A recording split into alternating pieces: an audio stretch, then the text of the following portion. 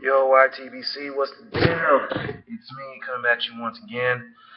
I know it's been a while since I've put up a vid or uploaded a vid because I've been going back and forth in the chat, the chatting forums on the YTBC regarding Floyd Mayweather's so-called legacy, quote unquote, that he's the best ever, that he tied Rocky Marciano's record, blah blah blah blah blah.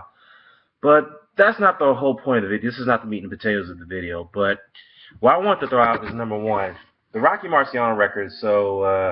It's so irrelevant, number one, because the Rocky Marciano's record, undefeated record, is held by a heavyweight. That's the record by a heavyweight. Now, if you want to talk about the all-time record, well, let's start with the modern all-time record, though. Modern all-time record was held by Ricardo Lopez. He retired undefeated 51-0. Okay, most of you Floyd fans don't know who Ricardo Lopez is. Now, the all-time record goes back to Jimmy Berry. He holds that record at 59-0. So it's been done before. So I don't know where Floyd was going with that. I don't know why you fans were riding his coattails on that. But anyhow, I wanted to also make a quick say on the IV scandal and whatnot. And I've seen the chat rooms, not chat rooms, the forums going to uproar and debate about this whole situation with the IV scandal. First thing first, if you have any sense of decency and common sense to know that Floyd Mayweather definitely broke protocol on this, because he's the one who got the shot administered at his home, which you're not allowed to do, and he got it administered long before the USADA collection agencies could arrive to his house to take the test samples. Okay. Number two, he went above the maximum limit of 50 milliliters. Number three, the IV injection fluids are banned unless you can get an exemption if determined that the athlete who's competing is in a serious illness. And it must be approved. The exemption must be approved at least by 21 days before the actual competitive event. That is on record. That's within the guidelines of USADA via WADA. Okay, I don't understand why you guys don't get that. Okay, now let's get into the meat and potatoes of this video here. All right.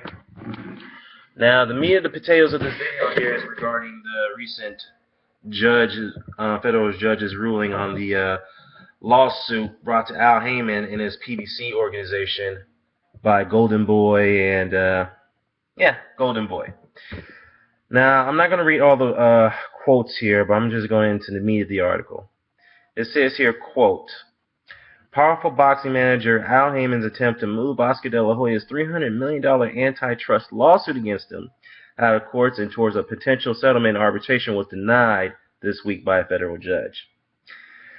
The denial followed a similar decision by an arbitrator who presided over De La Hoya's split with his former chief executive Richard Schaefer and Al Haymon, and sets up the possibility of depositions, discovery, exchange, and other details about how Haymon's premier boxing champions, PBC, in other words, operates. Haymon manages Floyd Mayweather Jr. and several other high-profile fighters who split it with Golden Boy this year, including unbeaten fighters Deontay Wilder, Leo Santa Cruz, Keith Thurman, and Danny Garcia. PBC started staging fights in March and has time-buy deals to have cards televised by NBC, ABC, CBS, ESPN, among others. Now, everything's going to come out of this, said veteran fighting promoter Bob Arum, whose Top Rank Inc. is also suing Haymon. Haymon has a policy to not speak to press, or to reporters, I'm sorry. De La Hoya's Golden Boy Promotions is suing Haymon, the creator of PBC, for alleged violations of the federal Muhammad Ali Act that forbids a boxing manager from operating simultaneously as a fight promoter. On record. Okay? Haymon has retained promoters such as TGB Promotions in Sherman Oaks, California, and Lou DiBella in New York to handle promotions on various PBC cards. But Golden Boy claims in his lawsuit that Haymon is paying these promoters a small fee and actually directing fighter purses himself, which is a red flag.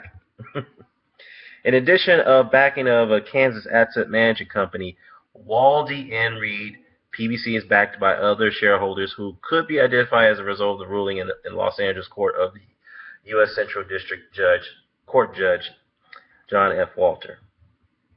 Emails and other exchanges that reveal how PBC conducts its businesses are also expected to be sought by those suing Haymon. I'm going to just leave it there. The only thing I got to say about this is this does not look good for Al Haymon. And for those detractors who are supporting him and saying that he's doing such a great thing, given the fact that he's trying to monopolize the sport of boxing, even though he's not a licensed promoter, does raise a red flag. And I've said this for a while now. Okay? And I just don't know why would he think that he can settle this out through arbitration, given the fact that, well, he's got a lot of money, he thinks he can buy his way out of it. But, again, this is just not looking good based off what I read. Given the fact that the federal judge has denied the arbitration request and settlement by Haymon and his group, it's not looking good. And it looks like, I'm not saying that Golden Boy and Top Rank are victorious in this situation. We got ways to go, see what further developments come about. But with that being said, I just wanted to give you guys an update on that. Drop a comment below. Let me know what you think, and I'll post a link to the article in the description box. Signing off. Peace.